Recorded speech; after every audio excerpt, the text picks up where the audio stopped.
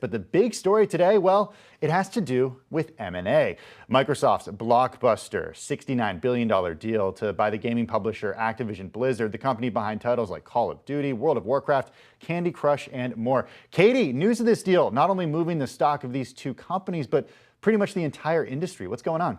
Well, Tim, it's huge news. It's a huge amount of money. And let's just look at Activision to start. You can see shares absolutely soaring today. That's because Microsoft paying $95 per share for Activision. That is about 45% above where Activision shares closed on Friday. And as a result, you're seeing shares pop by about 27% at the moment. If that holds, that's going to be the biggest jump since 1995. By far the biggest gainer in the S&P 500 right now, which, Tim, like you said, it's under a fair bit of pressure. But let's look at the other side of this deal, at Microsoft shares, because they're a little bit lower today, down by about 1.4%. And this is what we typically see in these big M&A transactions. You see the company being acquired pop. You tend to see the company doing the acquiring fall just as investors sort of evaluate the price tag. That's what we're seeing with Microsoft today. But if you look at the analyst community, what Wall Street is saying,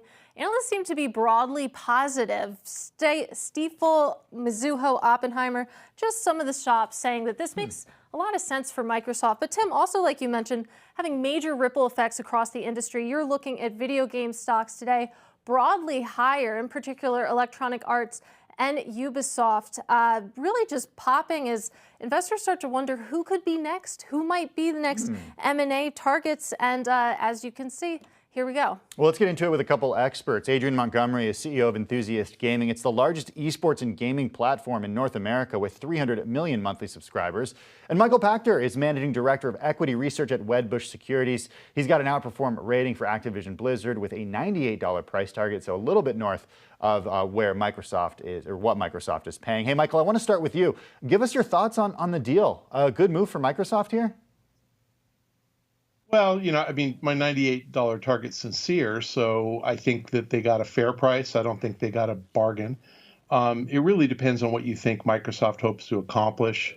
They're certainly looking for content to support their Game Pass subscription service, and that's good. They've got a lot of content. It's going to be difficult for them, I think, with regulators to make that content Microsoft exclusive, so I doubt that they're going to be allowed to cut Sony out of the equation. The bigger acquisition, I think, is the mobile and free-to-play game side of Activision's business. They have a couple of billion from Candy Crush, about $1 billion from Call of Duty and other mobile games, and then they have about another $1 billion in various free-to-play games. That's something Microsoft's never done before, and I think that the know-how at Activision to take Microsoft intellectual property and turn it into mobile and free-to-play is pretty big. So that's where the synergy is going to come from if the deal does go through. And Adrian, what's your perspective? Because obviously you saw the mobile gaming catch Michael's eye. Curious, first of all, what your reaction is and what really you think is the biggest thing to focus on in this deal, because it is enormous. Well, for us, this is obviously a statement transaction for the industry. Microsoft is one of the most successful global businesses of all time, and this is their biggest transaction. So the fact that they're placing a $70 billion bet on the video game and esports industry is highly encouraging. For me, as someone who buys and builds fan communities, seeing the word community in the title of Microsoft's press release, seeing the CEO reference the importance of gamer communities, of gaming creators and the creator economy, those would be the highlights for me, because Microsoft, and in terms of recent transactions that they made in the gaming space, they recognize that the future of content is not going to be through traditional media distribution channels. It's going to be occurring in communities. So that community work is very, very important to me.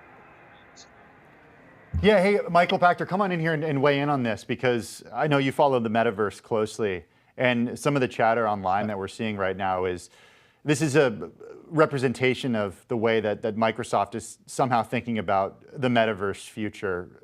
Do you think that this acquisition has metaverse written on it?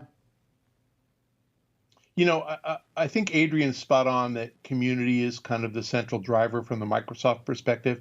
I don't think Satya Nadella has the first clue what the metaverse is going to be. I think he's just speaking platitudes. And in fairness, Bobby Kotick's one of the smartest guys I've ever met. Phil Spencer is incredibly smart. They will adapt as the metaverse evolves. But I think what Adrian said is exactly right.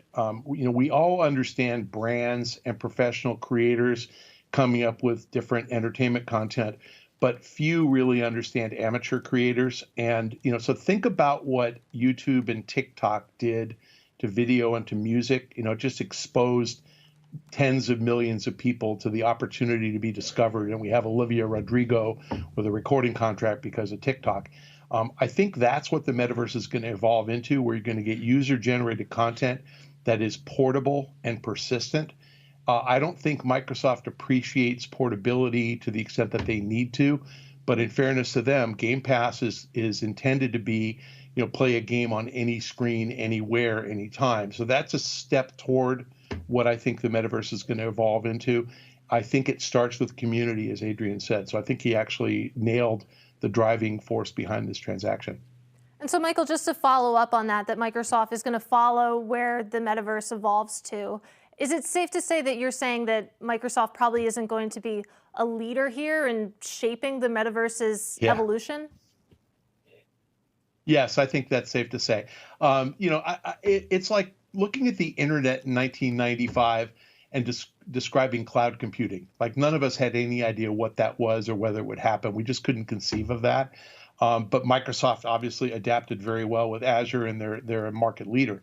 Describing e-commerce in 1995, we couldn't have figured it out. So there will be applications that dominate in the metaverse that Microsoft isn't going to create. They're just not going to. We have to leave it up to the creative juices of the masses to figure out these applications. That's where Snapchat came from. That was just some kids in a college dorm room who figured it out, and it works. So ultimately, I think the metaverse is going to be dominated by amateurs who come up with really creative ideas. And if there's enough tens of millions of them to come up with that, to exhaust every idea, they'll come up with it. Microsoft engineers are not going to figure this out. No way. Adrian, I wanted to get your thoughts on exclusivity here, because my first thought was, okay, if Microsoft owns the content, are we going to see some sort of, for lack of a better term, Netflixization of what's going on here? Could we see, and Pachter alluded to this, but could we see the idea of serious exclusivity with some of these really popular titles that previously had been available on Sony's platform, only available for Xbox? That may be the intent. That may be the goal. But as Mr. Pachter said, I don't know if that would withstand the test of regulatory scrutiny. And so I think that the government might ride to our rescue on that one. And Michael, it's hard to talk about Activision, obviously, without talking about CEO Bobby Kotick, because he has come under a lot of accusations from Activision leadership about sexual harassment. And I mean, if you look across how this deal is being covered, that's obviously a big part of the narrative. And I'm curious to hear your perspective on how that impacts this deal, if at all, especially in the court of public opinion. Yeah, Bobby wasn't implicated in sexual harassment directly. So, I think there was a charge in 2005, but nothing since. The issue really was that there were harassers at Activision and that Bobby wasn't dealing with them rapidly enough. The newest yesterday's Journal article says, wow, he fired 40 people and they were quiet about it. Well, damned if he does nothing and damned if he does something.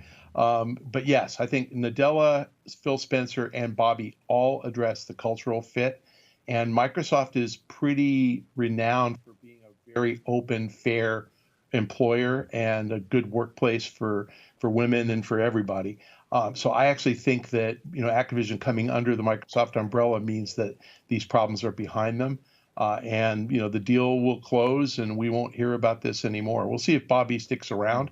I like the guy. I think he's super, super smart, and I think he adds a lot of value. Hey, Adrian, big picture, what does this deal mean for the industry, and what does it mean for enthusiast gaming? I think it's very positive for the industry, and it shines a spotlight on the fact that there are 3 billion gamers in the world.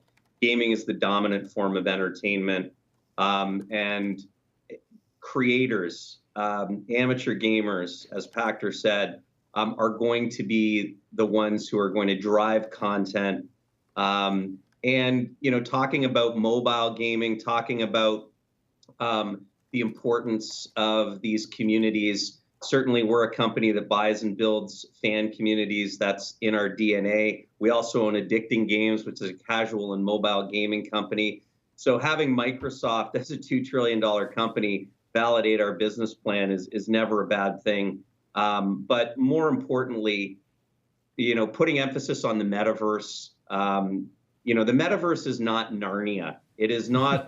It is a virtual world. We learned on this program a couple weeks ago, it may have been created in Katie's parents' basement, which might mean that Katie, or at the very least, her parents have a financial stake in all of this. I just throw that out there, Katie. They just have the Wii gaming set, not a financial stake, just the bowling.